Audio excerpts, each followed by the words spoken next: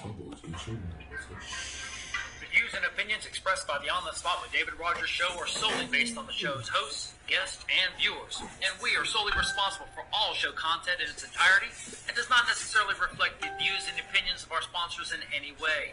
These broadcasts are presented and made public by the On the Spot with David Rodgers show in the hope that it will be entertaining and informative to our viewers and listening audience.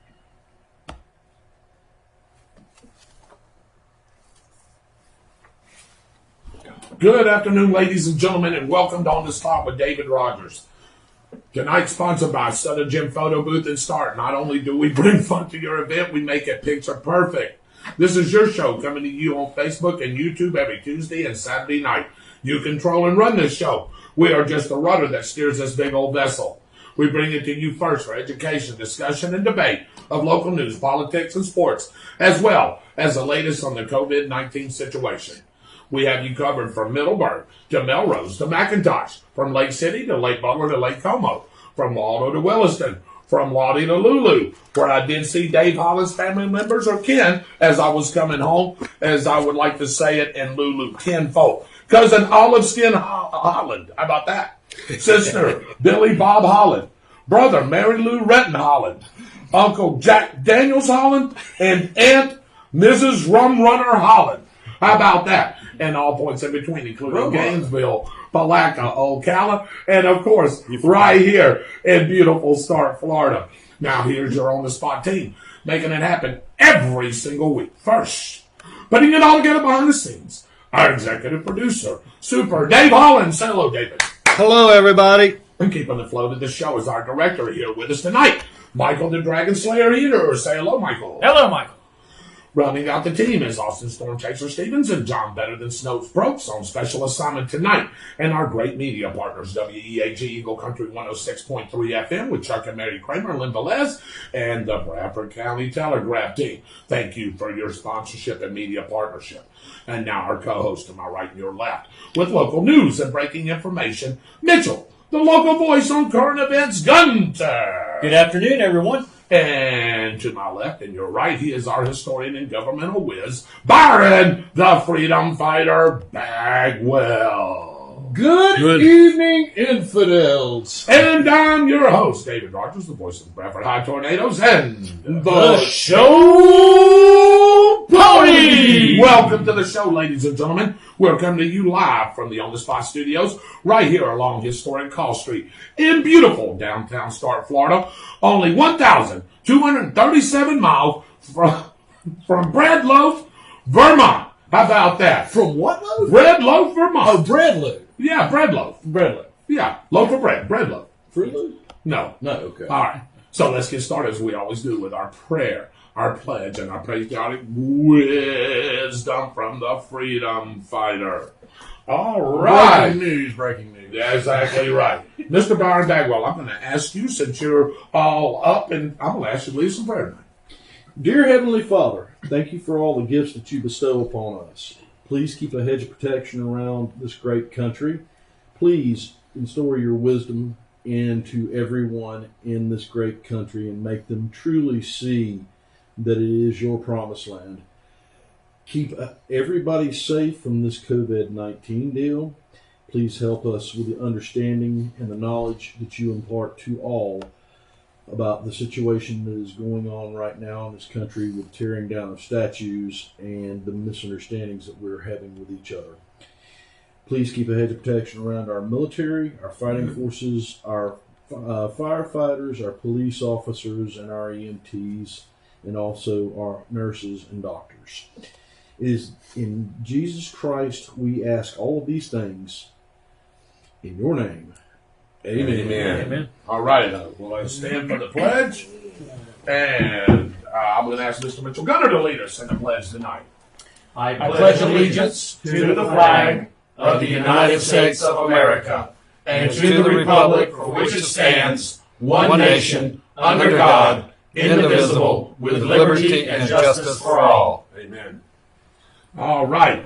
Welcome again, ladies and gentlemen, On the Spot with David Rodgers. We have the whole crew here tonight, with the exception of the two that we have on special assignment. It is now time for our patriotic quote of the week, and that's going to be done by Mr. Byron Bagwell. What do you have for us tonight, Byron? And welcome in, by the way. This one, thank you, sir. It's good to be back. I'm sorry I missed last week. That was a good show. I did actually get to see the majority of it, though. Right. Made some comments. I hope we get to continue on with some more of the congressional candidates because it was really good. Yeah. The last two interviews were very, very good. Very good. Do you have a quote? I do. My phone is acting crazy. All righty. How about that? So I do have a quote, and let me get right here to it if I can. Let's see. It's right here. There are men and women who make the world better just by being the kind of people they are. They have the gift of kindness or courage or loyalty or integrity. It really matters very little where they are behind the wheel of a truck or running a business or bringing up a family. They teach the truth by living it. You know who said that? Michael Heater? I have no idea. Mr. James Garfield. Oh, very James good. Garfield. James Garfield said that. How about that? That's a great quote right there. And if anybody is my friend on Facebook, you're going to know this one because it was my morning post this morning. Okay. Now, I've used this one before, but I'm going to use it again because what we're seeing today in this country is a direct result of what this man is talking about. Okay. Socialism is a philosophy of failure, the creed of ignorance, and the gospel of envy. Its inherent virtues is the equal sharing of misery. And Mr. Winston Churchill. that's correct. Yeah. And Amazing man. Amazing. yes, he was a brilliant leader and a very, very brilliant speechwriter. Yes, he was. I can only think of maybe 2 or 3 other people that I've ever heard that makes better speeches than he did. So, Yep. All right. Well, thank you again for that, Mr. Bagwell. Now we're going to go right into the show right here. Before we delve into today's latest, we want to recognize our great sponsors who have been working very hard with limited staff and changing hours. This is our sponsor spotlight. Right here at Fun Point Food and Arcade, Southern Gym Photography, Miracle Automotive and Recovery, and Dependable Waste Services. Williams Jewelry on Call Street. Brittany why did I this second Yeah, second time in a row. Brittany Leanne Creations, Saban and Schuster Law Offices, and the Downtown Grill. I don't understand why I can't get Leanne out. I don't know, but you're going to get a spanking after this show. I guess so. How about Harry Business at Start? Boogie Night DJ service, designs by Probes, and on-the-spot lawn maintenance. All right. And now, here's your quick and dirty tonight, brought to you by Fun Point Food and Arcade and Start. Check out the all-new menu on Facebook or visit them on www.funpointstart.com. We begin in Columbia County, where the Florida Highway Patrol responded to a 2-car crash last night around 11:25 p.m. at U.S. Highway 441 at Northeast Christie Street, north of Lake City. The head-on collision resulted in 3 patients being taken to area hospitals, and the driver of the Pontiac car involved died later as a result of those injuries. A Bradford County man died on Sunday when his farm tractor rolled over on top of him. Bradford County firefighters and deputies responded to Southeast 50th Street off County Road 21B. The 78-year-old man was discovered trapped under the tractor when it rolled over while he was attempting to move a fallen tree. The investigation by the FHP, is the Florida Highway Patrol, is continuing.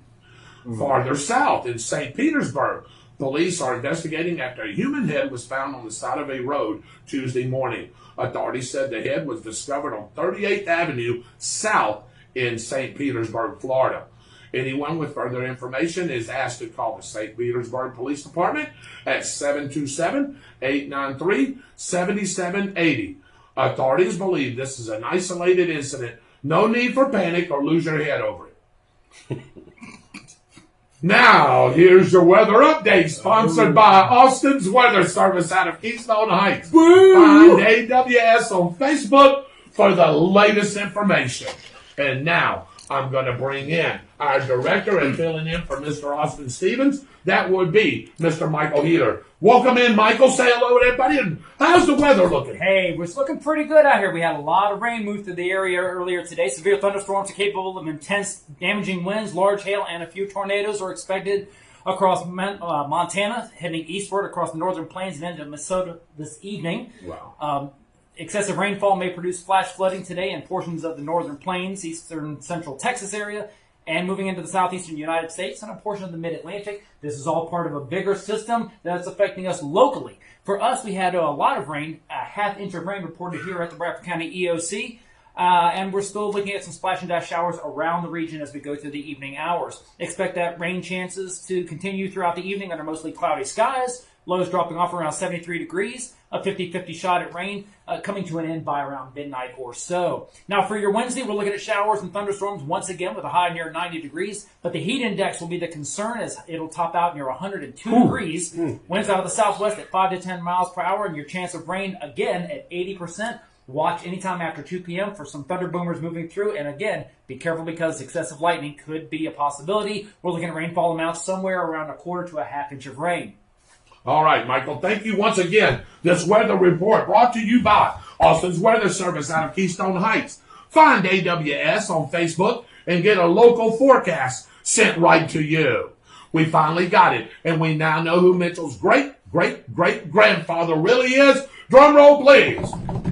And who is it? Conscientious and cheerful Canadian Mountie who is always trying to catch his nemesis, Snidely Whiplash Dudley Do-Right Gunter. Missed the mark. Yep. I thought that was pretty dadgum good, Mitchell. He was cussing. Oh, I'm sorry. Okay, you'll have to change that next time, Gotta keep Michael. on digging. Yeah, there we go. I hear you. Well, yeah, I know Gibson thinks he's got some breaking news. He thinks it's Oliver Cromwell. Well, who would you rather have? Cromwell or Do-Right? Do right. All right, I was about to say, I believe I would rather. Yeah. Oh, well, even though. Yeah. Welcome in, ladies and gentlemen, on the spot with David Rodgers. I'm your host, David Rodgers. To my left, he is our historian. He is our guy with the national news, the politics, and whatever's going on in the world today, Mr. Byron Bagwell. Oh, Say yes, hello. sir. Hello, everybody. How are you tonight? And to my right is our local guy, the guy that digs in, tries to get the information, tries to get things fixed. We know he gets things fixed. Mr. Mitchell Gunner. Good afternoon. And in the back there, you just heard him do the weather. Our very own director, Mr. Michael Heater. Michael, say hello, everybody. Hey, everybody, welcome into the show tonight. All right. And producing our show, being very quiet tonight, looking at his computer, making sure all the cameras work, making sure this mic works. Super Dave Holland. Say hello, David. Hello, everybody. There we go. You know, we got some nicknames we go by, so I'm going to throw them out to you before we get over to Mitchell's segment. And I'm going to introduce some people that we got on the show tonight. We got rid of the first ones you announced. No, that was the number one vote getter, by the way, the Dancing Destroyers. Dave, did you go back in a time machine? The Dancing Destroyers was the number one pick of these people last week. That sounds like roller derby to me. That sounds like it to me, too. The Kings of Information. How about that one? Now I can deal with that. All right, how about the Counts of Economic Prosperity? I can deal with that. How about the Princes of Law and Order? Can deal with that. All right, the Masters of Protecting the Nation and People. Can deal with that. Okay. Even though I would leave that first word off because now we're changing the Masters because it has. Oh, well, that's Racial very knowledge. true. Well, we'll get into that here in a minute. How about the Sultans on Terrorism, Mitchell? I like it. You like it. How about, David, the New Freedom Fighters? I love that. Do you? Okay. Mr. Heater, how about this one? The New Sons of Liberty. I love that one. He loves that one. Mr. Bagwell, how about the Defenders of the Republic? Yes, sir. All right. Mitchell, how about the Show Pony Express? I like it. You like it. And Jump jump aboard. I bet you'll really like this one. Mr. Neil Bortz, Oh, yeah. Thank you very much. The new high priest of the Church of the Painful Truth. Welcome in, ladies and gentlemen, to On the Spot with David Rodgers. Let me welcome in some people. Austin Stevens, Roy Jackson, Noah Gibson. There we go. Connie Wilson's on. Marie is on. Lorenzo Jones, who I work with, is on. Jamie Clemens, Dependable Waste Services. Jamie, I've got a little challenge for you. Please stay on here just in a few minutes. Raymond No is on. Good evening to you, sir. Kenneth Jernigan is on. Please, if you get the opportunity to ask our political candidates some tough questions, we would like to know where they stand. And that's exactly right. Mr. Byron Bamwell alluded to it just a few minutes ago. We was at Miss Kat Kamick's house, running for Ted Yoho's seat, and great interview. Went about 2.5 hours. We asked her the tough question. We put her on the spot. No pun intended, didn't we, Mitchell? Yes, we did. And you did too. We all did. So it was a great show, as Byron said, and we'll allude into that when we get to Byron's segment. Yeah, the Dragon Slayer himself, they said. How about that? That's Noah Gibson. He's a big fan of yours, by the way. And I appreciate it. How about Melissa Manning's on? There we go. And aboard the Show Pony Express, you got that right. And Amy King Hutton's on. Thank you for joining in. We're going to get right to it. Who else? Paige Smith Anderson's on. I didn't have her on. Eddie Sigmund's on, too. Eddie Sigmund. Y'all got some more. And Dave Holland. Oh, wait a minute. He's sitting right there, too. Dave Holland's on? Yeah, Dave Really? Holland. Yeah. Jim and Nettie. And so is Michael Heater now. We got Yeah. Aaron Black. We got Jesse Myers. Okay. We got Stephen Murphy. Uh-huh. Wanda Corbett. Uh-huh. Chris Van Sickle. I went to school with him. Van He Sickle? graduated about a year before me. What's the name? Bradford High School. Chris Van Sickle. Van And Sickle? he Like, lives- is that like bicycle? No. Oh, all right. And he lives up there in Cheesehead country. Oh, he lives in Wisconsin. Yes, Wisconsin. Whiskey, as we like to call it. All right, guys. Welcome in, ladies and gentlemen. Robert McGee, thank you for joining in. Tammy Testone, yes, we will. Say hello, Aldi. Hello, Aldi. Hey, we also got Eric Todd, which is watching us from Arizona. Arizona, all right. Maybe we'll get Vincent Tucker in. We'll have a couple from Arizona. Hey, we're nationwide, guys. You know that? Mm-hmm. Basically, we're worldwide. We've had hits from Jeddah, Saudi Arabia, Milan, Italy. We've had them from Paris, France. We've had them from Saskatchewan, Saskatchewan. Yeah, we have. Yeah, we have. Yeah, You know that? one time we had somebody on from Australia. From Australia. Yeah. Yes, we did. That's absolutely right. You know what part of Australia? I don't remember. I don't It's been a either. while. You remember, Mike, what part of Australia that was? Was that Canberra, the capital of Australia? I thought they Or was it Perth? Perth. Perth, sounds I right. think, was the one. it was- Yeah. Yeah, Perth sounds about right. Yeah, that sounds about right. But anyway, welcome in, ladies and gentlemen. Let's get right to it. Tell Now, them about the Hamburglar, Dave. oh, the Hamburglar. Oh, he wants me to tell him about that Lee Henson does, doesn't Yes, he? yes. Lee, welcome I in. don't know what that means. All right, I'm real afraid quick. to even ask. No, real quick. So we got this person that worked with us. I won't say no names, Lee, because they may come back and watch the show. But anytime that we go and get food for the guys, you know what I mean? They order breakfast, stuff like that. They just tend to help themselves to it and just go ahead and grab it and go. So we gave him the nickname of the Hamburglar. Don't ask. He doesn't ask whoever bought it or whatever. They just grab it and go. Hey, So there go the Hamburglar. Everybody's got one of those. Yeah, everybody's got I one of really those. we believe got Charlie Eubanks, which is watching us from Paw, Michigan. Paw, Michigan. Yes, up there by I'm Kansas City. surprised Michael Heater hadn't come up with that one. Paw, Michigan. Nope, but you may see that one again. We just may see that one again, I Oh, bet. my goodness. Up now is our local report with the all-knowing Mr. Mitchell Gunner. Brought to you by tonight. Miracle Automotive Recovery and Start, Byron and McClain. When you have an automotive crisis, don't pray for a miracle. Call Miracle. At 904-368-1114. Kenny and Kurt Miracle will take care of you. Dave's got a vehicle over there right now getting worked on. Oh, and Mr. Heater's got a vehicle as well. Hey, and I'm calling him tomorrow to see if I'll go ahead and get my transmission serviced. Well, yours is going to be on the house because you know what you're going to have to do? I'll probably do it myself. Well, no. What you're going to wind up doing is you're going to wind up working for him after he does it. So there you go. Yeah, we got to pay for that. Yeah. Anyway, Parts, yeah, we parts. got to pay. Yeah. So anyway, Mitchell, what do you have for us tonight?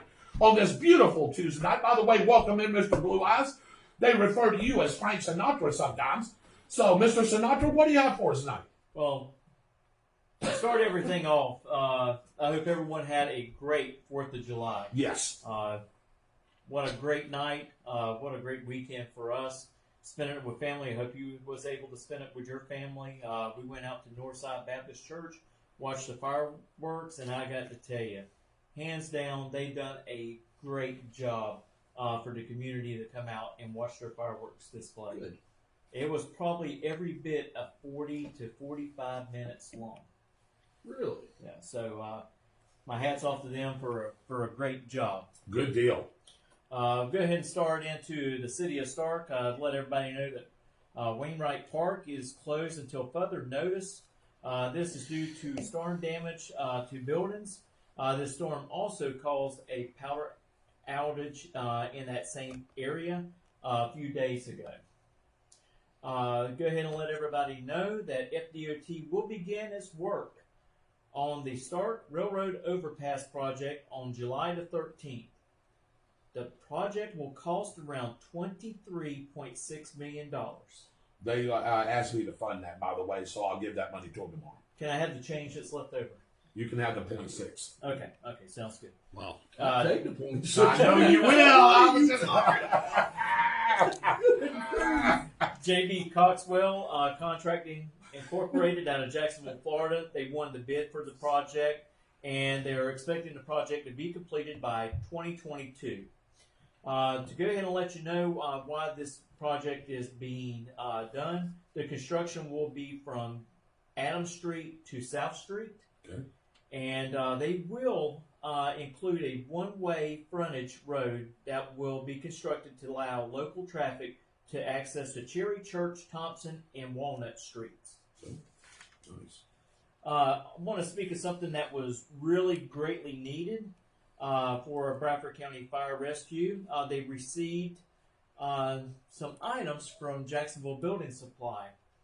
And what these items are is cribbing, and it's like a lumber structure that they can use when they're using to excavate people from vehicles or from equipment, and they can use it to hold up heavy loads. That's what they're made to do. So my hat's off to Jackson Building Supply for donating that to help our fire rescue out, because we have in the past couple weeks have had a lot of cars flip over, and this will help in their efforts. You know, Michael Heater, I want to thank Michael Heater as well for spearheading that project. He's the one that he actually called me and said, hey, how about, what do you think about Billy Rayburn? Think he may do this? I was like, yeah, just give him a call up there. Here's the next thing I see. I'm after mowing grass. Here's a paragraph this long on his Facebook page, right? Thanking them. So I'm assuming you had no issues whatsoever. No, it worked out very well.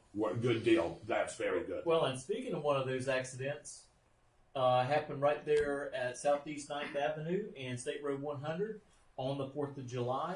Don't know all the details. Michael, you might have some more information. Yeah, come on in, Mike.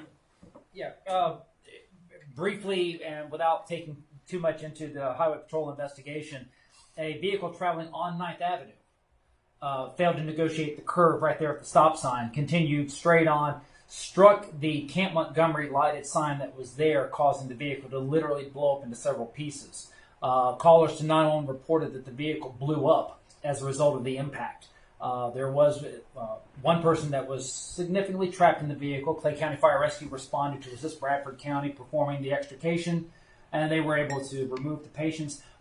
Everyone survived that crash at this point, and they were continuing there. Of course, FHP is still working on that one. But the crash did not occur on 100, which was a big question that had come up on this one. It occurred on 9th Avenue, and it's because someone failed to negotiate that curve at a high rate of speed. I will say that we've had several minor crashes reported due to weather and that sort of thing. No injury, accidents, nothing of any significance like that. Right. Pleased to report that we still retain the same level they were at beforehand. We've had no significant crashes at any of the intersections that Mr. Gunter has been involved in cleaning up and rectifying since then like that. So it's a credit to your efforts on that one that we've had no No serious crashes. The most significant crash we had anywhere on 100 involving anything you were dealing with was a deer that ran out on the road. Right. So Can't do anything about can't do anything that. about Nothing. that. Well, and like we continue on working on that, me and also another gentleman, and we supposed to be getting that flashing beacon sometime soon there at State Road 100 and 21B, and also those indicator lights that's going to go in for 144th Street and State Road 100 to try to help people, notifying that there's traffic in the area to, follow the speed limit. And one thing I always like to pass on is I can do everything, or we can do everything possible to try to make, intersections and roads safer around here. But it's our own responsibility to follow traffic laws to keep everyone safe. So, and for instance, the car that missed a curb, that is a 30-mile-an-hour speed zone, and I guarantee you the car was doing probably 60 plus. Probably. And because they're going that fast, you cannot see the markings on the road as they try to take you around that curve. So please be careful out there and follow, our traffic laws. They're there for your safety and for everyone else's. Also want to thank you before you go to the COVID update there. I want to thank you for grabbing some pictures the other night. You're talking about on the spot with David Rodgers, being at these things, when they happen and stuff. I want to thank you I know you were on your way home and was negotiating, trying to get through there, but I want to thank you for your pictures and reporting and all that. So Mr. Mitchell Gunner happened to be, no pun intended, again, on the spot when it came to that. Right. So So thank what and the person basically did was come off of 100. No, they're all 9th Avenue. Ninth Ave. When you come up 9th Avenue, there is a curve that takes you to the stop sign. Right. 100's at. Right. They did not negotiate that curve. They went straight off Airborne, Wow. and they Yeah. hit the sign.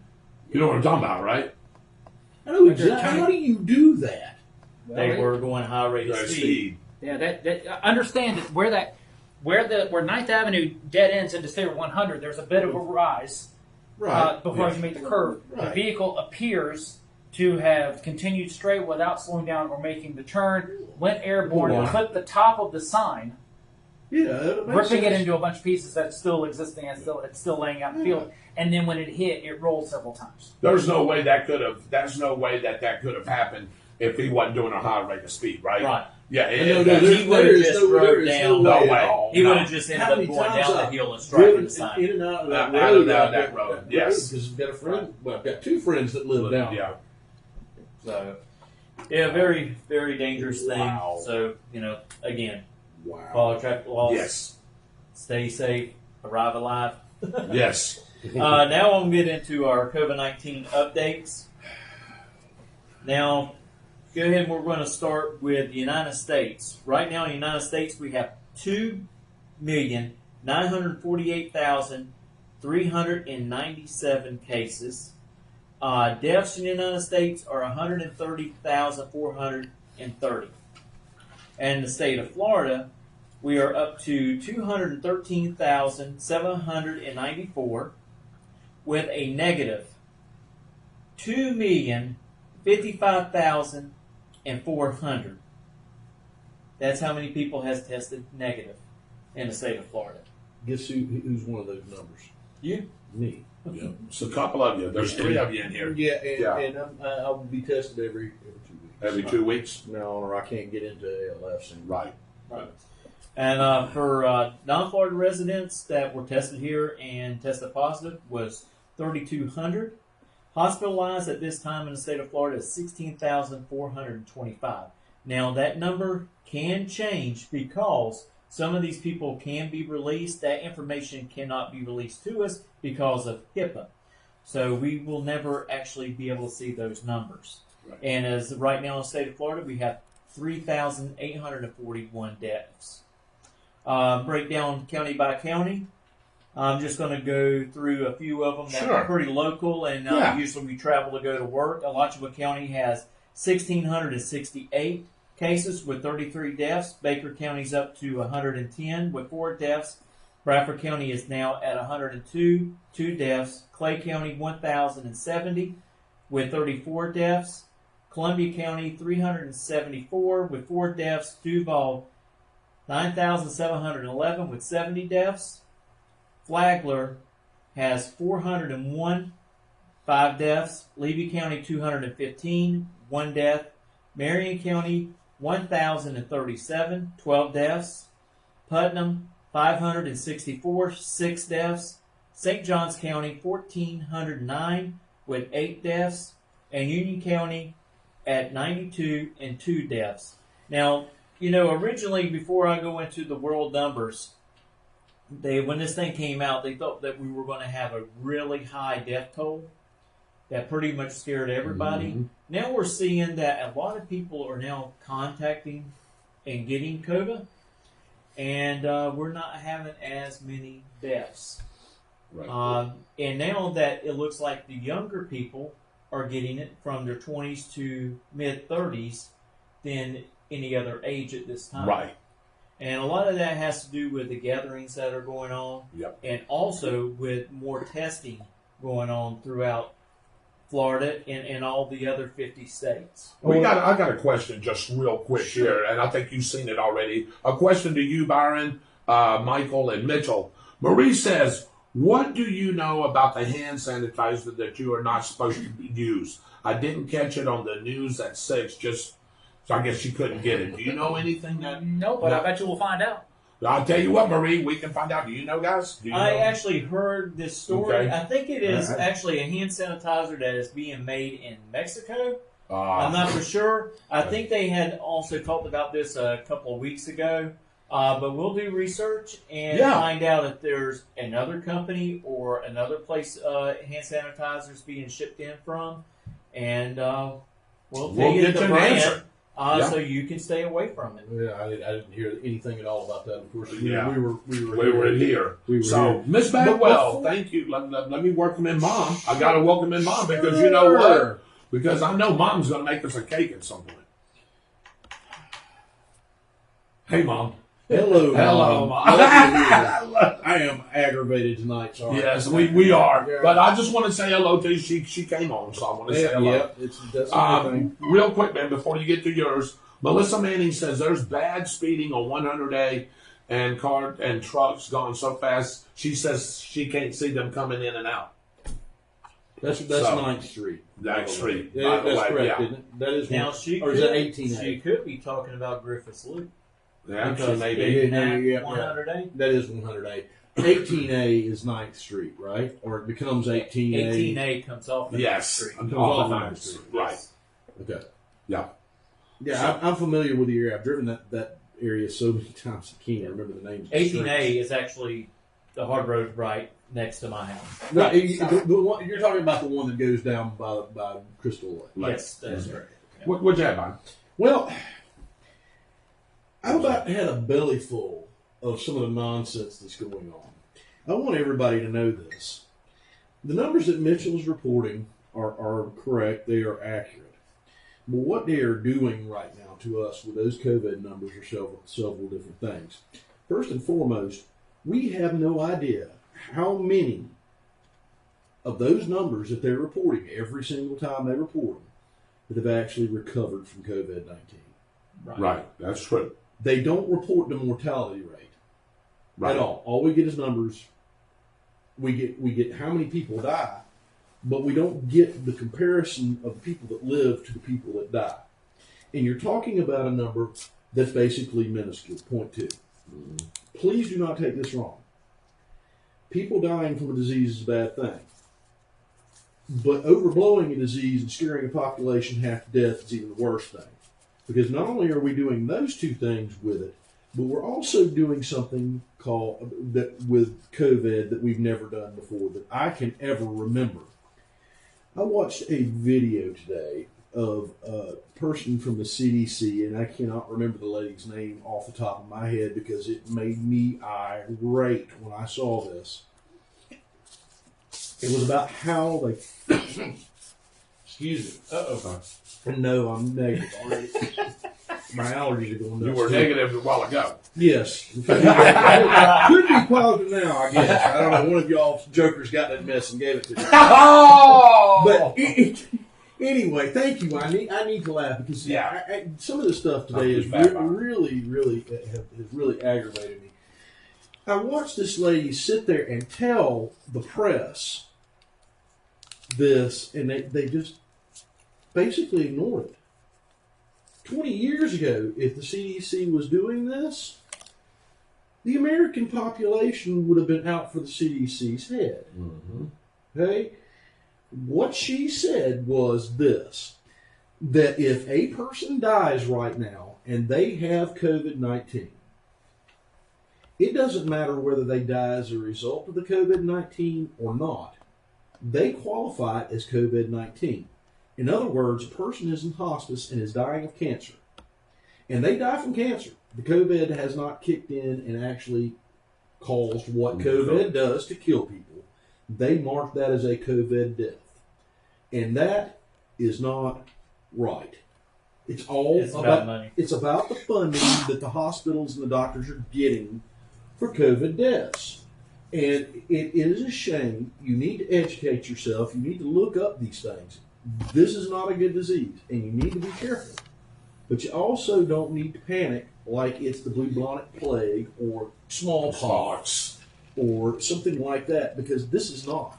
The numbers are more akin to the common flu than it is any of those others. Now, every time I say and do something like this, I feel like I am preaching and carrying on, and I'm some sort of conspiracy theory nut. The information is out there. All you have to do is look it up. And if you want to figure out the death rates, all you got to do is look at the total number of cases and figure out by percentages what the death rate is. We've done it for them before. What this is. And if you want to go even further, what you can do is you can break it down into the age categories. Right. What you will find is that pretty much from birth to about 65, 70 years old, the death rate for COVID-19 is almost 100%. Right. And you have to have comorbidity. In other words, you have to have underlying conditions for this to kill you. We react to this like it's the end of the world. Everybody's putting masks on for every single thing they do. They don't have half a clue what the risk is to wearing a mask constantly, because there are health risks to that too. Right. We have people telling people that they have to wear masks. There are counties that are mandating it. I'm sorry, you can't mandate that somebody wears a mask. You can make a county ordinance up, but sooner or later groups of people are going to sue you. And when they sue you, the courts are going to tell you that they're violating their rights. So at some point we have to get the correct information out, and this has to stop. Well, one of the things that we can actually do as citizens of the United States, we can actually call the Surgeon General's office up in Washington, D.C., and ask for the reports to be done on a monthly basis, so that way we know by month, instead of just the numbers tallying up every single day. Right. That monthly data is out there too. I heard somebody talking about that the other night on the radio. They were quoting the monthly numbers. Mitchell, maybe you can look into that and see if you can find something like that for our next show. Because that's what we really need. Because it can last 2 weeks to a month. Maybe a little longer, depending on the person's conditions. And to me, that would give you better numbers going from month to month to month. Right. And I mean, you can still do the day totals, but they also needed the CDC needs to release that as well bi-monthly, and then you can see a better increase and decrease. Instead of seeing the numbers, you see the graph. You can actually see a better graph by monthly. Well, it'll break that graph down even more, as Byron was saying. And, the reason these numbers, I don't know how many times Byron and Michael and Dave have said this, the reason the numbers are so high is because more people are getting tested. Well, you've got to remember that. Well, and people are getting back out. They're starting to get in their groups and have fun. People are tired of being locked up. Yes, they are. Can't go nowhere. Heard that today. And I'm going to tell you something else. Something that I said to begin with about this is making more and more and more sense to me, especially looking at the morbidity numbers. and understanding that in a certain age category, if you catch this and you don't have any underlying conditions, the chances of you dying from it are like getting struck by lightning and dying Right. from it. I mean, I know we have people that die from that every year, Right. but you're talking about 10 or 15 in the United States? Probably. I mean, Very minute. Very minute. look, we've got to quit scaring people. Right. Is what we've got to quit doing, and we have a habit of trusting our media. Mm-hmm. That people out there trust media for some reason, and for the life of me, I don't understand that. Because you start digging into what the media is telling you half the time, you find out that it's just bold-faced lies. You got that right. They Yep. lie. Yep. Been lying about all this stuff here recently, haven't they? Now, But that's another now story. they're saying that it may be airborne. Oh, I oh, don't no. believe it. Oh no! Oh no! Oh no! Because I can already promise you this: Yeah. if that virus was airborne, There's Those no sense in numbers- wearing a mask. Mask. there's no unless it's sealed, unless you Right, have an N95 right. fit test sealed mask. But and you're then- going to wear it 24 hours a day? no, and here's why: because that will cause you health problems too. Right. If that was aerosolized, in other That words, number this- would be 3 or 4 times that number right here. yeah. Oh my Well, God! the, Yes. the cases would be, but the death rate wouldn't be. You know why? Because it's Here's the answer to that. Because the common flu is aerosolized. right. It's an aerosolized Right. disease. That's why when somebody sneezes inside of a room and you're sitting across the room, you start feeling terrible the next Well- day. That's how you catch it. Yeah, the Because symptoms. aerosol. If it's aerosolized, it's all it's saying is you're just gonna catch it airborne. It doesn't change the validity of what the disease is about Well, or the virus is about. and the numbers are very similar to, Right. to the flu. To the flu, yes. They're very, very similar to the flu. I'm sorry, Mitchell. I did not mean to No, take that's- that. I just, that's all right. man, I am so sick of this. I am so sick of people being scared out of their wits over this. Right. Let's protect the people who have comorbidities, and let's protect the elderly that can't afford to catch this. Right. And then let's let group immunity take over. And there are people going to scream, holler about that. But I'm sorry.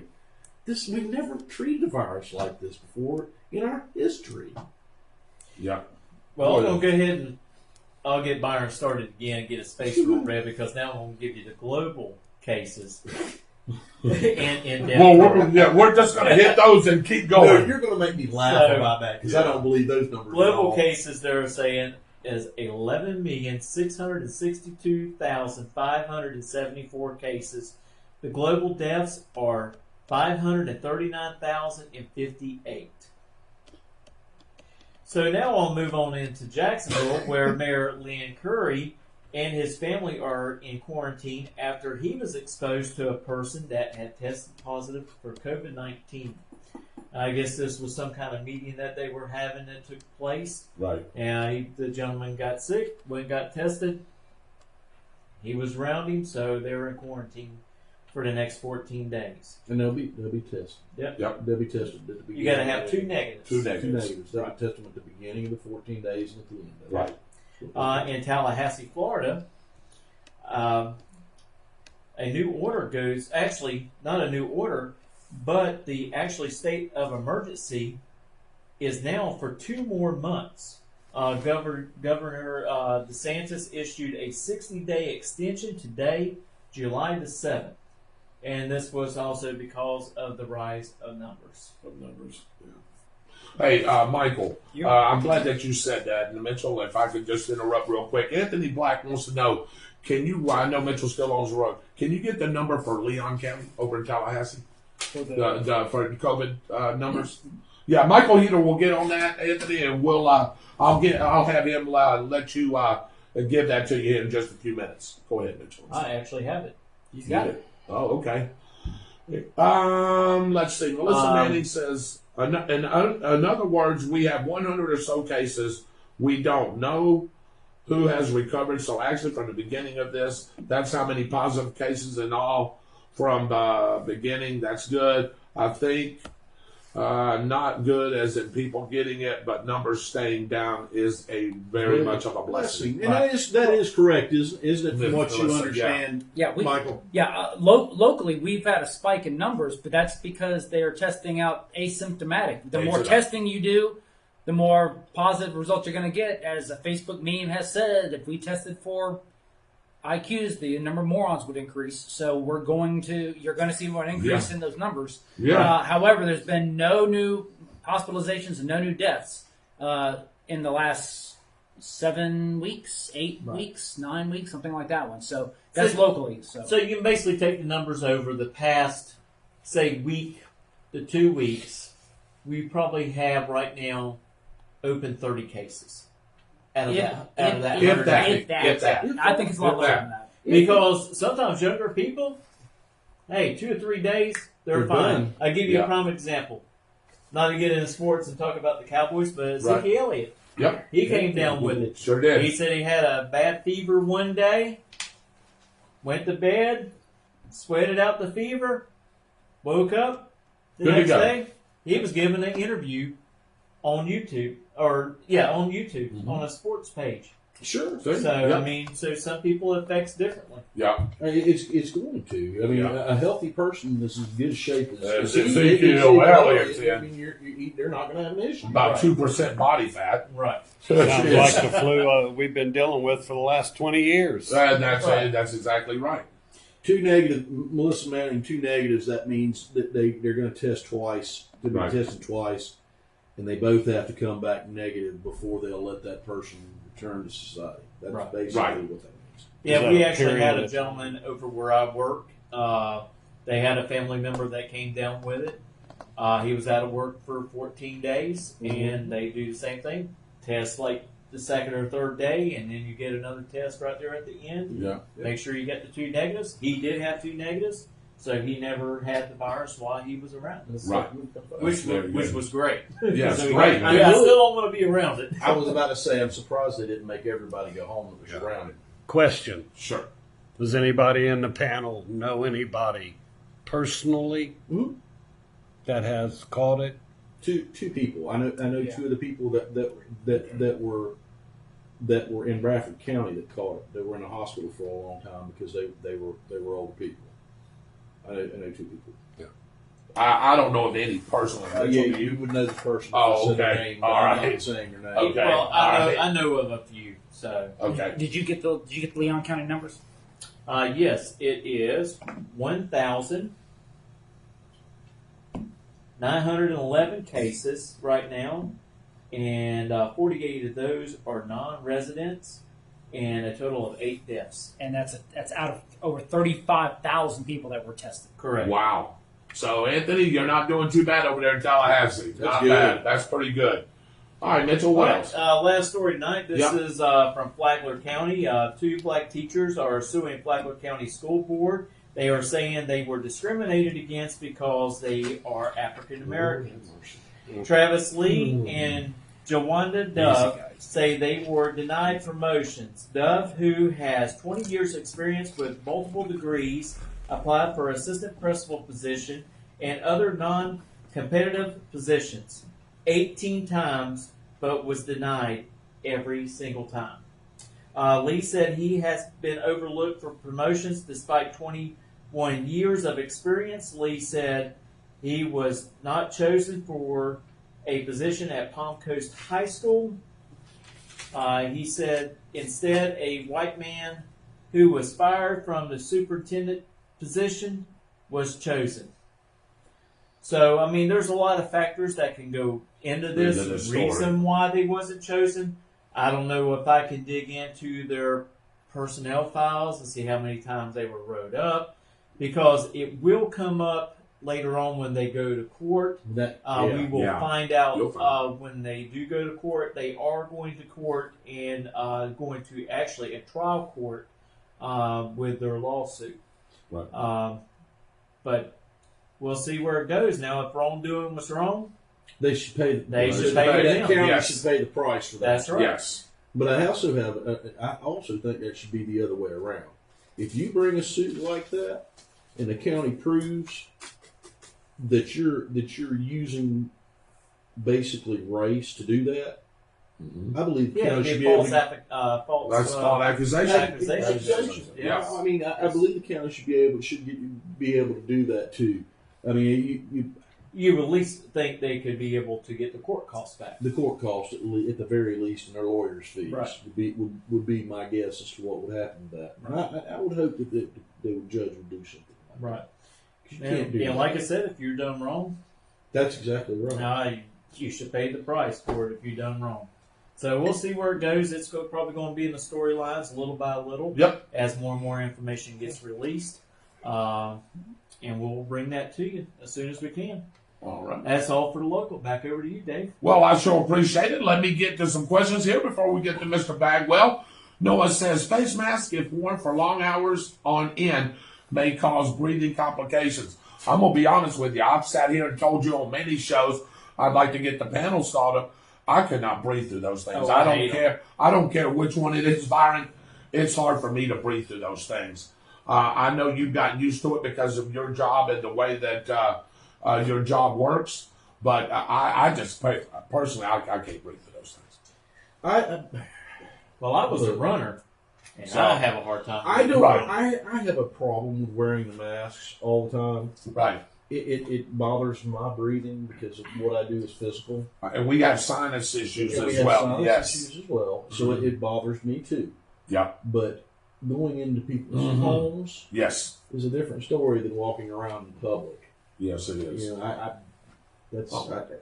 I agree, Yeah, and I'm I not agree with taking- what I'm you not do. taking a Michael chance Heater, with what that. about you? What do you think about the mask? Do you have a problem with it? I mean, not just wearing it. I mean, Not my favorite thing. I don't really have a problem wearing the masks, but Okay. then again, I've been doing it for so long before this ever happened. I prefer not to wear a mask, period. right. I have situations where I require, obviously on particular medical emergencies that we respond to. I took my mother to a doctor's appointment this morning in the People's Republic of Gainesville and had to wear a mask the entire time. But my preference would be not to wear a mask, but as far as the physical ability to, So it doesn't bother me. don't hamper your breathing or anything. You're fine. No, I mean, now if I do tend to move it around a little bit because I Right. do feel like I'm inhaling some carbon dioxide, but physically, Right. physiologically, I have no Right. issue with the mask. Okay. Politically, that's another story. Okay, and we've gotten into that. Dave, I'd like to get your take on that as a business owner, cutting hair real close to people. I know you've been. What do you think about the mask? Does it bother you? No, it doesn't Okay. bother me at all. As You don't a have a matter of problem fact, breathing? I don't have a problem with it at all. It does. You owe $10 to the food pantry. Yes, you sure do, Dave. It does hinder a little bit of the steaming coming up behind Right. the mask and Glasses. fogging my glasses up Right. while I'm getting ready to make a cut. Ooh. But other than that, and tell you the truth, honestly, when you got like a family with 5 kids coming in and you got a bunch of other people in there and we try Right. to social distance, but I'm in a small space, Right. I prefer that they wear a mask too, tell you the truth. How about that? Yeah, well, there you go. Double Is something- protection is as that far as something I'm that you concerned. thought about? Have you thought about that as far as your shop goes? Is it something Here recently, I have. As thought you've about seen these that. numbers spike up and some of the things that you're hearing? Yeah, I'm thinking about just buying mask and giving the customer a mask when they come in Okay. That's for my protection and their protection as Absolutely. well, because we come in contact with a lot of people through the day. right. I don't know how many people they come in contact with, but I mean, is that going to protect you 100%? No, I don't think so. No. I got you. Great answer. Connie Wilson says they have been attributing deaths that are not related to COVID-19 for many months now. Absolutely. Since the beginning of this. Yeah. Carlton Jones says, if so, they should be reporting the medical personnel from surgery units death tolls daily. I agree They're with you, added Carl. in, Yeah, Carlton. yeah, they are. Melissa Manning says, they said today that Lysol is the only thing that is effective. I said, hell no, bleach and water and vinegar and Dawn, just little things like that. Old days, old school days, they say Lysol, but don't make enough for nothing, I think is what you said. Now, I don't know about water, but the rest of those are effective against it. Water or Yeah. vinegar. I'm not sure, Sure about that one. vinegar, but I can tell you Mike, bleach is. any input on that? Vinegar? Now, vinegar actually, vinegar does have certain effects. Right. But it's more from my experience. It's more psychological. The Okay. bleach solution is good. The thing about it is most people see and smell the bleach solution or the antiseptic solution, the disinfectant solution, and it's ingrained. It's Clorox. It's this. It's Lysol. It cleans. There are other natural ways of doing it with peroxide and vinegar, Sure. that sort of thing on that one. But when they are tested, they're high numbers, but not as high a percentage, and Right. therefore any discrepancy causes people to question it. So people don't normally push it unless you're really diehard, all natural ideas. Right. Personally, I find peroxide works amazingly well as a disinfectant. But Yes. because it has no scent to it, people don't like to use it. But I find peroxide to be extremely valuable in a variety of ways, including disinfecting. Again, welcome to On the Spot with David Rodgers. Mitchell, thank you for that great report. To my left, I've got the historian himself, the governmental whiz, the political guru, the dancing destroyer himself, Mr. Byron Bagwell. What's going on, brother? I got Mr. Michael Heater back here to my right, Mr. Dave Holly right over here behind the scenes with Mr. Heater, and I've got Mitchell, the local lookout on all things Gunner. That's right. I'm You just looking gave a up great stuff report. right now. And you're looking up stuff right now, by the way. Again, welcome in. I'm David Rodgers, your host. We have Mr. Robert Griffiths in on the show tonight. Miss Melissa Manning as well. Gives a big prayer sign. Miss Wendy Russell's on with us. Melissa, we're going to get into that a little bit. I know you don't want no civil war. All lives matter. We're going to get into that here in just a little bit. Carlton Jones says if you do that, then only the rich will be able to go to court. Carlton Jones, you may be right, but Yeah. you may be wrong too, because I can tell you, if you file a lawsuit and you think you have any thoughts that it might be frivolous at all, you won't file That's it. it. And that's the answer to that. Wow, that's a great question, Tony Black. Noah says he has sinus issues too, so he knows what we're dealing with. Anthony Black says, over to you, Mitchell. What is the deal with them ordering all schools to reopen in August with this stuff still going on? They actually, a lot of counties are looking at other ways to protect students, or even thinking about postponing it later. I know the governor wants to go ahead and open schools back up because they are thinking by postponing it or going back to homeschool, it is actually going to hurt your child more in the educational aspect than them just coming back to school on time. Right. Other school districts have actually looked into in their elementary schools where they would have so many hours a day where students can log in on the computer and watch teaching. That's the possibility for a lot of them. But once you start getting up in middle school and high school, that makes it very difficult because these kids has got 6 to 7 class periods. Right. And it's kind of hard for teachers to coordinate Yeah, and it make is. sure that every student is able to see their teaching on Facebook Live or Zoom or whatever they want to use Right. to bring that to your home. As a parent, I'll be honest, one of my sons has some medical issues. Kind of leery about sending him back to school. Oh, I was going to ask you the The same other question. one, he never gets sick. Knock on wood. Well, He never gets sick. And so we're not so scared of sending him back to school. You know, one's got inline health problems, the other Right. one doesn't. So you got to kind of balance it. Yeah, each that's other exactly differently. I can always promise you they're going to figure out something with people with health problems at the beginning of this, especially if the numbers are still Well, and one of those going things, up like it's doing. and one of those things in school, Noah, one of the things they want to start using is using maybe like sneeze guards, be a plexiglass stand that will go all the way around the desk from the sides to the front that the students can see through. In elementary schools, that is more likely what they're going to have to use, because there is no way that you're going to keep face masks on kids that range from the age of 5 years old up to 10. There is no way in heck, there was no teaching going to be getting done, because the teacher's going to be saying, hey, Billy, put your mask on. Hey, Jill, I need you to put your mask back on. That's what's going to be going on the whole entire time.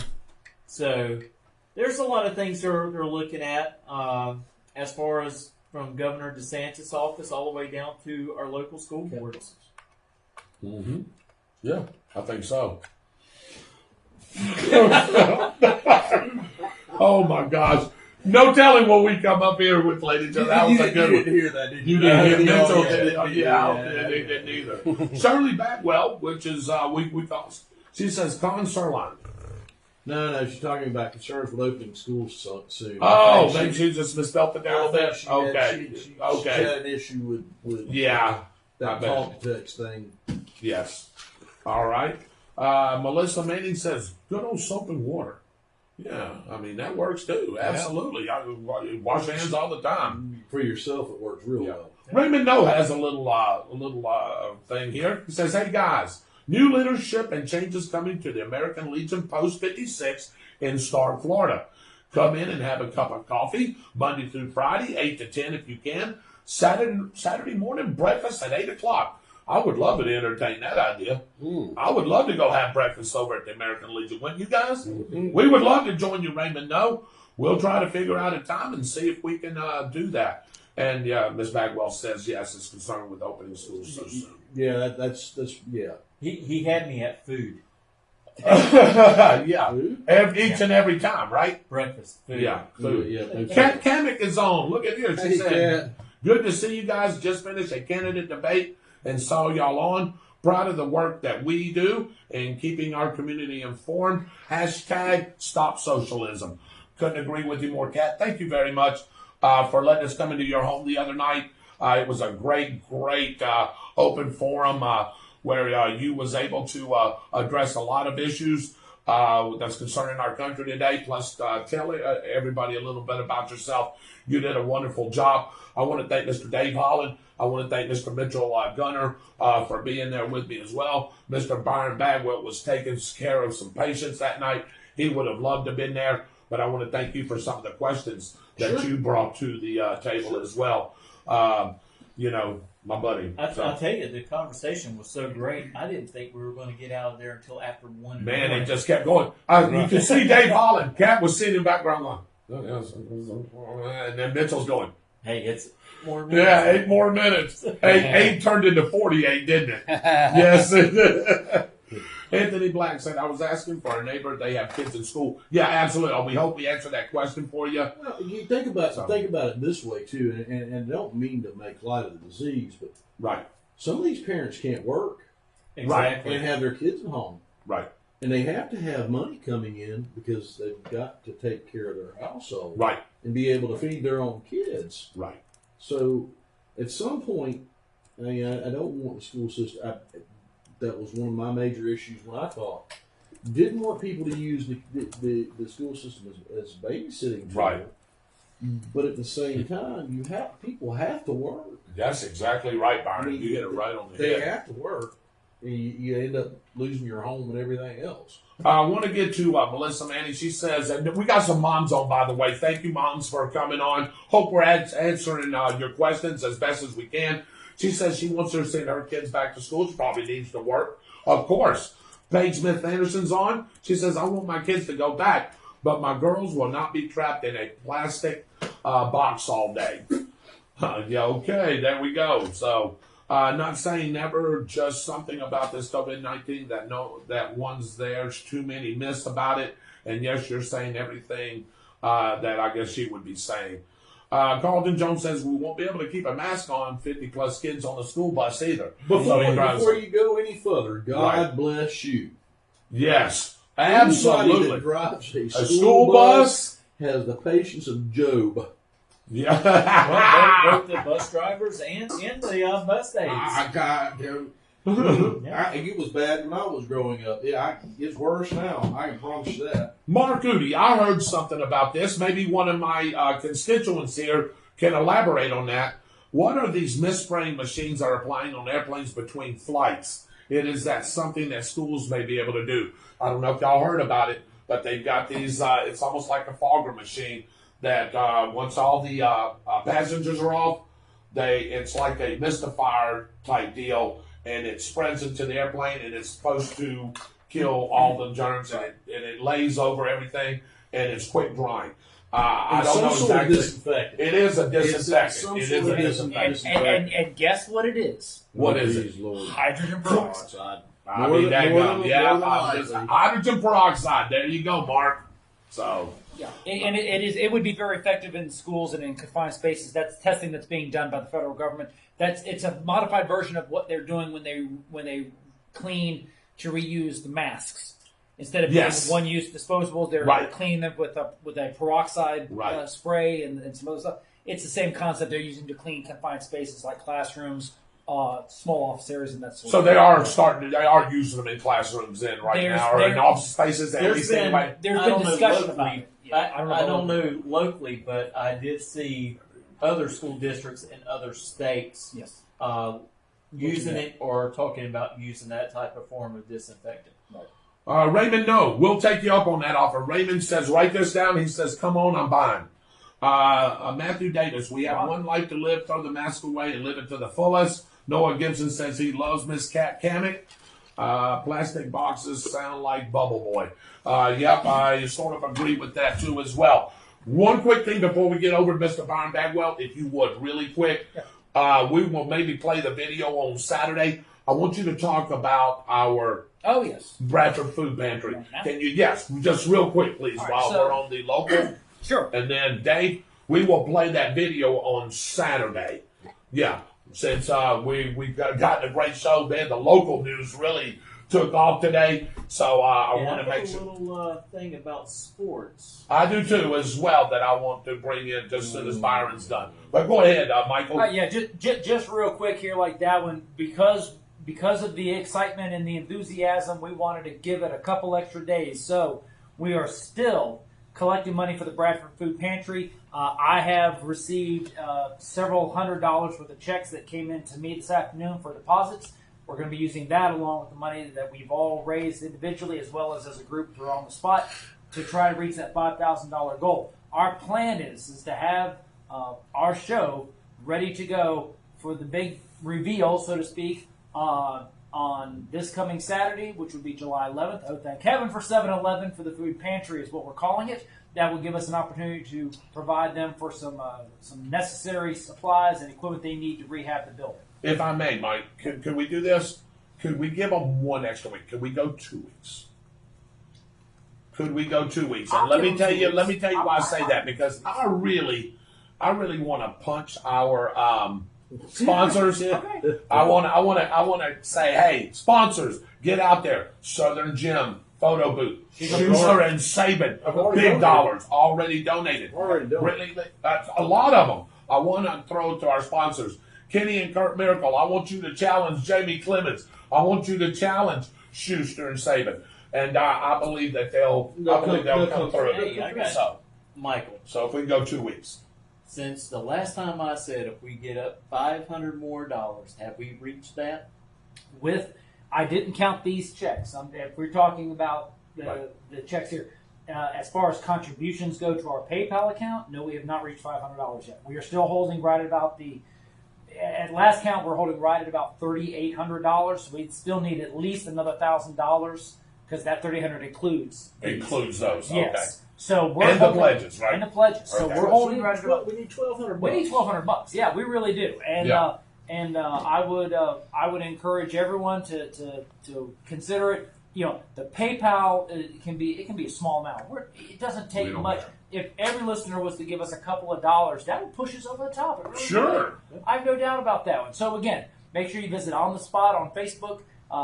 Pinned at the top is our link to the PayPal account. By all means, make a donation there if you would. If you don't have a PayPal account, that's okay. You can easily create one with an email address and then link it, send us a donation, and your efforts are going to make a big difference in the lives of a lot of people in Bradford and Union County. Yes, We sir. appreciate it. Thank you, Yes, Mike. sir. 2 weeks, we will pound this again on Saturday night. Now, I'm going to turn it over to the man with the plan, our historian, our governmental whiz, our political guru, our world knowledge guy, and our dancing destroyer. That's you, Mr. Byronback. Well, welcome in, brother. How are you? You are a dancing destroyer, aren't you? I'll take the no. And now with the national report, here is the freedom fighter. I'll The take dancing, okay, you'll take that? The freedom fighter, dancing destroyer, Mr. Byron Backward, tonight brought to you by Schuster and Saban Law Firm in Jacksonville. Visit them online at www.piplaw.com. All right, I'll take the dancing destroyer back. One of the new high priests of the Church of the Painful Truth. I can definitely do it. All right, there we I go. can definitely Welcome in, do it. Mr. Backward. What do you have for us? Well, I have something I want to tell everybody. Absolutely. Everybody in this room and everybody out there. You Yeah. won a Powerball. No. Oh, because if he did, he'd done already shared. Yeah, maybe. If I hit the Powerball, yes, yeah, and I would have more than made up for the $1,200. Bugs, absolutely. I wanted to tell everybody a very, very happy 4th of July. Yes. We were not able to do this show this last weekend, so we missed doing a celebration with our fans for the 4th of July. We did. I want everybody to understand 4th of July is not just for me. Nope. It's not just for you. Nope. It's not just for Dave. It's not just for the person down the street. It's for everybody in this country. It's about how this country was founded. Mhm. In the words of one of our founding fathers, I'm going to tell you why. It's for everybody. When in the course of human events it becomes necessary for one people to dissolve their political bands which have connected them to another, and assume among the powers of the earth the separate and equal station to which the laws of nature and of nature's God entitle them, a decent respect to the opinions of mankind requires that they should declare the causes which impel them to separate. We hold these truths to be self-evident, that all men are created equal. All men are created equal, that they are endowed by their Creator with certain inalienable rights, that among these are life, liberty, and the pursuit of happiness. That to secure these rights, governments are instituted among men, deriving their just powers from the consent of the governed. From the consent of the governed. That whenever a form of government becomes destructive of its ends, it is the right of the people to alter or to abolish it and institute new governments, laying its foundation on such principles and organizations in power in such forms as to them shall seem most likely to affect the safeness and their happiness.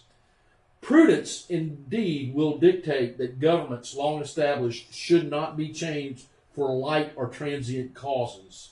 And accordingly, all experience hath shown that mankind are more disposed to suffer while evils are sufferable than to right themselves by abolishing the forms to which they are accustomed. But when a long train of abuses and usurpations pursuing invariable the same object evidences a design to reduce them under absolute despotism, it is their right, it is their duty to throw off such government and to provide new guards for their future security, such as has been the patient sufferance of these colonies, and such is now the necessity which constrains them to alter their former system of government. The history of the present King of Great Britain is a history of repeated injuries and usurpations, all having direct object the establishment of absolute tyranny over these states. To prove this, let the facts be submitted to a candid world. This goes on and lists every single grievance that they had, every single one of them. What it also does is it lays out a case to the people of Great Britain why, in a plead to their countrymen for their understanding. They turn a deaf ear on the American colonies. Mm-hmm. It lays this out. People were begging them to understand what was going on, but they wouldn't because they were afraid of their king, and rightly so. We, therefore, the representatives of the United States in General Congress assembled, appealing to the supreme judge of the world for the rectitude of our intentions, due in name and by authority of the good people of these colonies, solemnly publish and declare that these United States colonies are and right ought to be free and independent states, that they are absolved from all allegiance to the British Crown, and that all political connections between them and the states of Great Britain is and ought to be totally dissolved, and that as free independent states, that they have full power to levy war, conclude peace, contract alliances, establish commerce, and do all the things, other acts and things that which independent states may of right do. And for the support of this declaration, with firm reliance on the protection of divine providence, we mutually pledge to each other our lives, our fortunes, and our sacred honor. That, ladies and gentlemen, is the Declaration of Independence. If you haven't read it, I would suggest that you go read that. And Mr. Bagwell, you did a marvelous job doing that, and I can see why you're tearing up, because I was tearing up. Yeah, it hits home. It hits here.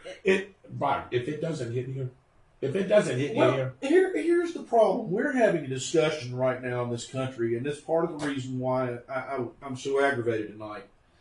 We're having a discussion about our history. We're getting messages from one side that thinks these were evil men. These weren't evil men. These were men of their times. Did they make mistakes? Sure. Yes, they did. There was only one perfect human being. Were they involved with an institution that should have been wiped off the face of this earth long before that? Yes, they were. Some of them were. Mm-hmm. This man wasn't. He never owned a slave. Right. Okay, so we're having this discussion about getting rid of these men. They set up the foundation for a country that could correct itself. They did it because they understood two things. They understood the will of God as men can understand it through the Bible. Right. Whether you can argue all day long and all night long about what religion's right and what religion's wrong. The precepts in the Bible that teach what you do to other people are the right things. They understood human nature, or natural law, as they knew it. They knew that every man, their natural tendency is towards liberty or freedom. Right. And we talked about the differences in those two, and they actually pushed to both. Right. And they understood something else. They understood British common law. And they understood that without those three things, you could not make a nation like what we have. Because you couldn't fix things. Laws are written by us to protect us. And by us, I mean everybody. Yes. Okay? We have a problem in this country where we want to twist everything about our founding. I'm hearing more and more about 1619, which is basically a program that the New York Times has implemented through some professors that basically support that newspaper, that wants to say that this country was actually founded in 1619, which was the year that the first black slave was brought to this country. Okay. This country was a colony of Great Britain.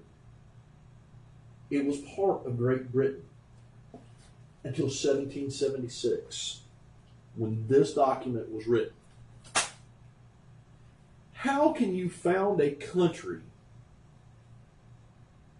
when you are actually part of another country? The argument makes absolutely no logical sense at all. When this country was established, our founders fought over the idea that slavery should not be in this country. What they realized is that there would never have been a United States of America if they didn't accept that for the time. And they wrote safeguards against the states that actually established that. Yep. People twist the 2/3 clause. It had nothing to do with making a black person or a white person that was a slave less of a person. It had more to do with not allowing the states that allowed slavery to actually have more votes in our Congress, in our Senate, in our electoral college than it had to do with anything else. Right. We have to pick up our books and we have to read them, the actual books. We have to teach our children Madison's notes on the Constitution. We have to teach the Constitution. We have to teach these other documents. And we, for the love of God, we got to stop dancing around the Civil War and the slave issue. We have to also teach world history. The African slave trade was started long before there was an America. Right. They sold slaves to Europe. Black slaves to Europe. It was an institution that was founded on basically warring tribes collecting prisoners and then basically selling them off. And I know that there's a bunch of people out there going, that's a load of bunk. It is not a load of bunk. It's historically accurate. There is a PBS special, if you can still find it, that 4 or 5 people, African Americans, went from here to Africa to find their roots. And they actually went to the slave markets. And the people at the slave markets informed them of this. And they were dumbfounded because it's not taught. Right. Yep. That's not an American telling you that. That's an African telling you that, yes, they almost every single one of them were the casualties of war between 2 tribes. Matter of fact, there was one tribe that I cannot remember the name of right now because I'm so aggravated over all of this nonsense about destroying history, that actually, that's what they did. They went in and they took over. They didn't do anything else. They just went in and took over other people's areas, stole their stuff, and then sold their people into slavery. Now, does that excuse what we did with this? No, it doesn't. But it also doesn't make us the founding of black slaves either. The founders of black slaves either. So I have a question if you would address this, and this segues into another area here like that one. How would one interpret the introduction of the Irish in the slave trade prior to the introduction of the African slave trade? You wouldn't if you didn't know it. And, Right. if you were taught the way we're taught today, you're going to look at me and go, that's a lie. There was no such thing. Right. I guarantee you, if you tell an Irish person that, Mm-hmm. especially if they've had a couple of Guinnesses, you're probably going to get hurt because they understand the history of their people. The first Irish people, the first slaves in America were Irish. Yep. They were brought to the Bahamas and they were used in the sugarcane fields. You want to know where the term redneck came from? I guarantee you there may be some Irish people out there that can tell you. Because it was a term that the slave masters used for the white Irish slaves who had been out in the sun for too long. Correct. So this narrative really makes me mad. I am telling you guys, we have to learn from our history. You have to learn that this document gives you the right that I have and everybody else has. Please stop trying to destroy our history and join with us. Because I want every American here. Yes. I want to be able to have a discussion about what is right and what is wrong with the problems that we have in this country. But until we can stop looking at each other and calling each other racist, and talking about things like systemic racism, which you could say the system was set up for that. And in the past, you may be right. It may have been set up for that, but it's not anymore. And it really hasn't been for a very long time. Right. Are there people out there that have evil in their hearts that would do that to somebody? Sure. There sure is. Yes, sure is. You're talking about a moral issue. You're not talking about anything that's systemic within our society. Right. I want to throw something to you. I'm sorry. Go ahead, Mitchell. Go ahead. Well, real quick. and then I want to throw something about it. And starting with slavery actually started in 1619 in Virginia. That's when the first African slaves were brought here up underneath British rule. What, for the settlement of Jamestown? No, They were not. It was way A lot of before- people way think before that. Jamestown was a place where it Exactly, started. and that's why I was at. But- Yes. But this was it saying first African slaves were brought to Virginia in 1619. But it does not mean there wasn't slavery before. Well, that's what he was saying. And that's where we get into Irish and other Well, ethnic They people were that was used as slaves. the Irish were brought in by the Spanish mostly. Right. But here's the thing. If you want to talk about the original 13 colonies and how this country was founded, was Florida one of the original 13 colonies? No. No. The answer is no. It was a Spanish colony at that time. Mm-hmm. So, look, our history is a complicated, diverse subject. And when we look at it and we see, and I please do not take this the wrong way. When you see black and you see white of a subject, Mm-hmm. and you don't see the shades of gray in the center, Right. then how are we ever going to improve on anything? Because all we're going to do is what's happening right now. We're going to fight about issues that we shouldn't be fighting about. Because they were already fought for and settled long, long ago. 600,000 Americans died. Yes. And some people have a problem with me saying that the Confederates were American lives. They were. They were Americans. Yes, they. Yeah. Lincoln even addressed, when he addressed after the Civil War, he said both Union and Southern soldiers are American soldiers and shall be honored as such. Why do you think the Democrat Party still exists? Mm-hmm. Right. The Democrat Party still exists because of Abraham Lincoln. Because he could have stripped the absolute power completely out of the South Yes, after they yes, did he what could, they yeah. did. There wouldn't be a Democrat Party today. Very true. Yep. I'm going to ask you something. You know, you were talking about this, and, you were talking about the problems that we have in our own country. Does people not realize that slavery and taking over of African lives is still happening today? Oh, yeah, definitely. Do they not know Black if men you... enslaving black men. There you go. How about this? How about these uprisings to take over governments in Africa is still going on right now today? And what are they doing? If you're not with them, you're against them.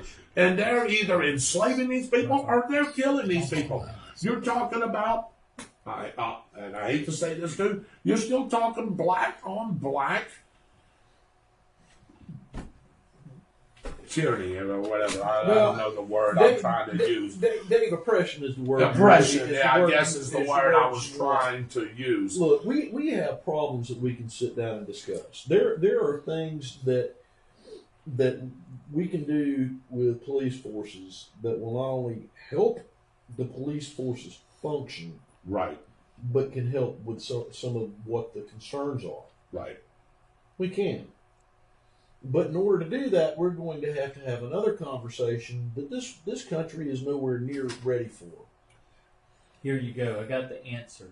As of right now, 2020, there are 167 countries that still have slavery, That's what I was saying. affecting about 46 million people. People. Exactly what I just said. And people don't realize that because why? They're so tunnel vision of what they think has happened to them right here. They don't see what else is going Here you on. go. They don't open it Here up are their minds. Here's the top 6: India, China, Yep. Pakistan, Bangladesh. What's that? Uganda? No, No. Uzbekistan. Uzbekistan and And North Korea. How about And that? the number 1, India, 18.4 million. China, 3.4 million. Pakistan, 2.1 million. Bangladesh, 1.5 million. Uzbekistan? Uzbekistan, 1.2 That's a million. mouthful. And Yeah, it North Korea, 1.1 million Well, people. you That's know- your top 6. You know why India's numbers are so high, don't you? Well, they got the second highest population in the world. They got number the one. second highest population in the world, and they Yeah. use something called the caste system, Yes. which means you're born into whatever section So- of life you class. Right. It's class. Class. It's class. It's class. You're a slave. You're a slave for the rest of your life. Your family's going to be a slave for Right. forever. Right. You're rich. You're rich, Rich. and that's it. Mhm. You want to take a look at this system again compared to that system? Yeah. Good. You know, Give me this system any day. this is the great that document that I just read Is is a the greatest political document I ever agree. written. I agree. It lays out I agree. the exact reason why men are free, why they should be free, and it tells you you are free. Yeah. Please believe that you are free, because you are free. Free. I watched one of the best speeches I have seen since Ronald Reagan on TV on July the 3rd from Donald Trump. The speech was We listened absolutely to it. It was great. absolutely excellent. And we got racist, and we got from stolen land from Indians, and we've got all of this stuff. And I'm sitting here thinking, what are you idiots talking about? He was talking about how America has improved through the system that we have through the years. Right. Is it perfect?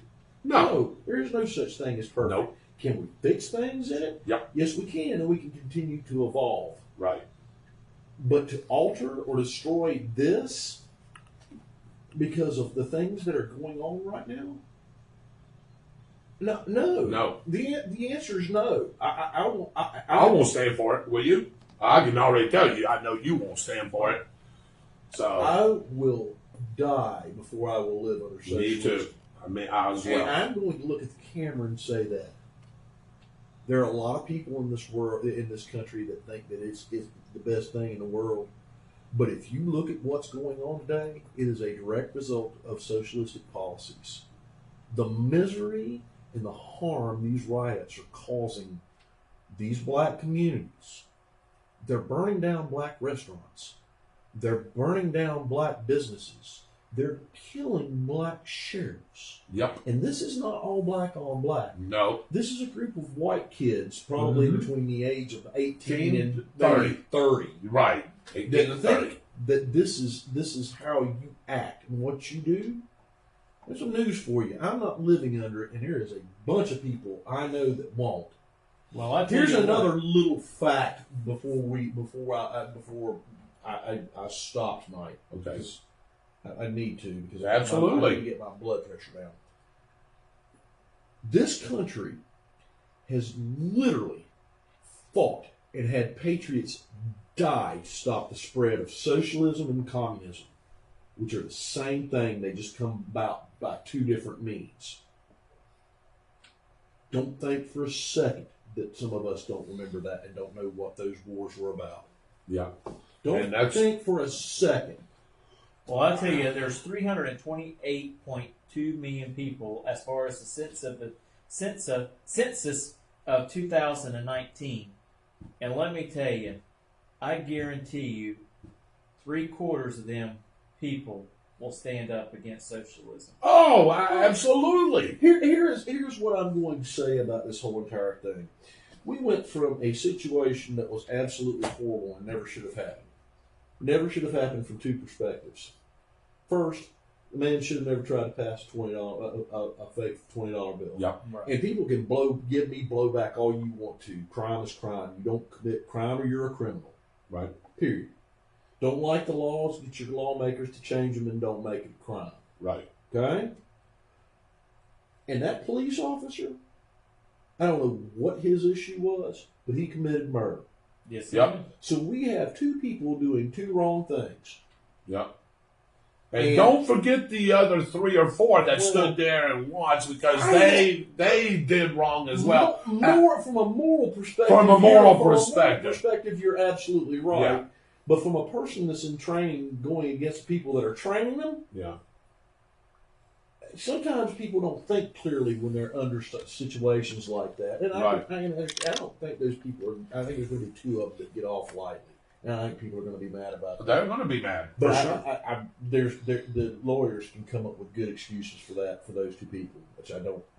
Yeah, Morally, it's wrong. But, Okay, that all set aside, we had an incident where a white police officer killed a black man brutally. Right? Right. And he did. He killed him. And we've come on air, and everybody else in this nation We said it. has come on air and said this was wrong. Yeah. This was absolutely wrong. That should have been the end of it, Mr. Bagwell, right there. No. I understand why people were protesting still. I Protesting. I I'm understand. talking about the rioting. They charged these men, Right. and you can continue to protest all you want. Absolutely. That's your right It's to your do something. First Amendment. Right. But this protest has been hijacked by 2 different groups Yes. Mm-hmm. that have an agenda to destroy this country. And those Backed people by who a bunch of money and a bunch of evil men that want to see this country tank. And y'all name them off unless you want to. I'm Because you want to know why? Antifa Because they will capitalize Eyes on it. They're going to get rid Money. of the money. Well, you know what they want is money and power. Power. Right. They got the money. Well, They if you want get the power. money, guess what? You normally get the They power. want power. Yeah. So what they've done is they capitalized on this man's death, which in itself is wrong. Yes. And they've done things like burn and loot their own towns, which makes absolutely no sense at all. And then they want the federal government to bail Bail them out. Well, here's the other Yeah. thing. Really, what I want them to do is I want them to catch these people that are coming from out of town to come do things like this. Mm-hmm. Because Antifa's doing it, and so is BLM. And they And should be the- charged with terrorism. They should be. The BLM leaders have said they're Marxists. They're trained Marxists. Which means what? They are trying to start a revolution in this country. And they were trying to start it at Stone Mountain because Oh, they were calling I know. people out. I know. You have armed black BLMs walking around with ARs, and they weren't. That are claiming they have military background. And right there, Dave Holland, is called treason. No, it's not. I said this is conspiracy. It really is treason. Yeah, But it not is. the act of them coming out like that, but the act of them coming out and saying, we're either going to change this government completely to what we want, Right. or we'll just take Texas. We'll take the state of Texas. I heard Right. one of them say, we're going to That's take Texas. treason. That's treason to me. It will never happen. It's an act My, of treason to my me. response would be this: you want Texas? We'll send all of you to Texas. And you can go take Texas. Yeah. We'll see how long you survive.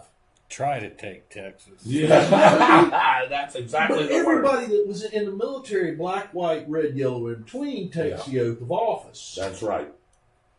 And you're looking at people who have broken their oath of office to the United States government. And that's where I was going with that. I know some veterans that are so mad about those statements that these people have made that I don't know if I would sleep very well at night, especially with some of the experience that I know these people have, because that you don't do that. You don't betray your brothers, and that's what they do. That's it. Now, I'm going to tell you something else. This guy right here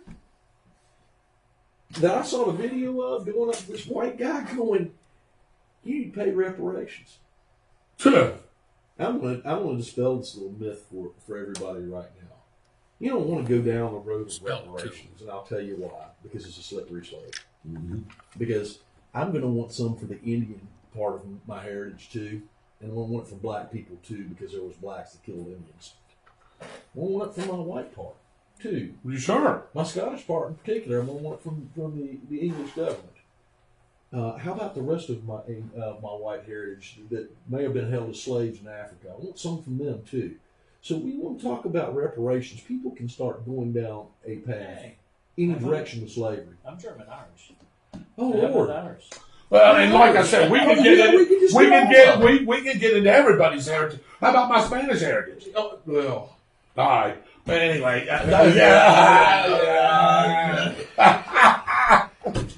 Byron, that was great, man. Look, I don't think these people realize how ridiculous that sounds. It's a slippery slope, because every single race, every single country in this world throughout history has been oppressed at some point or another by somebody else. Right. And no one has the right to own no one. Absolutely, slavery is an abhorrent act. How can you? You just read some numbers off. Look what's happening all over the world. Look, guys, hey, this has been a great show so far. And Byron, I know I hate to cut you off. You're fine. You're yeah, fine. I knew this was going to happen because I know. I do want to hit that, but hey, can we table it off? No, I just want to say something real quick about sports. You said no, don't table it off? Don't table it off. Why? Get into it because it starts this weekend. What? So we got to talk about it. No, we'll talk about it Saturday. No, we got to do it David. No, because I want. I know what you're going to go. Yeah, no, we'll do it. Go ahead, real quick. Real quick. Quick. You got 30 seconds. NHRA drag racing is back. They will be racing this weekend at Indianapolis and next weekend at Indianapolis to start back their season. But John Force Racing will not compete at right this moment at the first race. But there is rumors that John Force Racing will sit out the remainder of 2020 this year. If that happens, it's going to open a lot of doors for a lot of teams to capitalize and try to go after winning the championship. NHRA, ladies and gentlemen, back. I want to get into some sports on Saturday. I want to talk about football. People's been asking me football questions, Byron. I've got a little bit of an answer that I'll go over on Saturday. I know you finished up a great section real quick. 15 seconds, final comment. Look, we live in the greatest country in the world. We have problems just like everybody else does. Be an American. Absolutely. You're an American. Start acting like an American. Start participating like an American. Have conversations with people about what you think is wrong. But we have to start talking to each other, and everybody has to start understanding, no matter what your skin color is or where your family's from. When you're a citizen of this country, you have rights. You should be treated like you have rights. Absolutely. And it works both ways. Mm-hmm. Actually, it works all ways. All ways is a better way to say it. Mr. Michael Heater, real quick. Just real quick, don't forget donations for the Bradford Food Pantry. Follow the link to PayPal on our Facebook page. Visit it right after the show. All right, Mr. Dave Holland, real quick, what you got? Oh, God bless America. Thank I you. like it. Mr. Mitchell Gunner. One thing I like to say, I think what's happening to our nation is we actually have turned our back toward God, and maybe we should start looking back at Him for guidance, and maybe we would not be in the trouble that we are today in our nation. He's there for us always. All we have to do is ask for His help and turn to Him. To all you parents out there, hey, all you good parents out there, teach your kids history. Our school isn't doing it. I know you know your history because we grew up with history. Teach your children history. If the school district and the schools aren't going to do it, somebody should stand up and do it, and that's you guys. We're going to be on a show Saturday night at 7 o'clock. On behalf of Mr. Brian Bagwell, Mr. Michael Eater, Mr. Dave Holland, Mr. Mitchell Gunner, and myself, Mr. David Rodgers, God bless you. Have a great week, and we will see you Saturday night on the spot. Good night, everybody. The views and opinions expressed by the On the Spot with David Rodgers show are solely based on the show's hosts, guests, and viewers, and we are solely responsible for all show content in its entirety and does not necessarily reflect the views and opinions of our sponsors in any way. These broadcasts are presented and made public by the On the Spot with David Rodgers show in the hope that it will be entertaining and informative to our viewers and listening audience.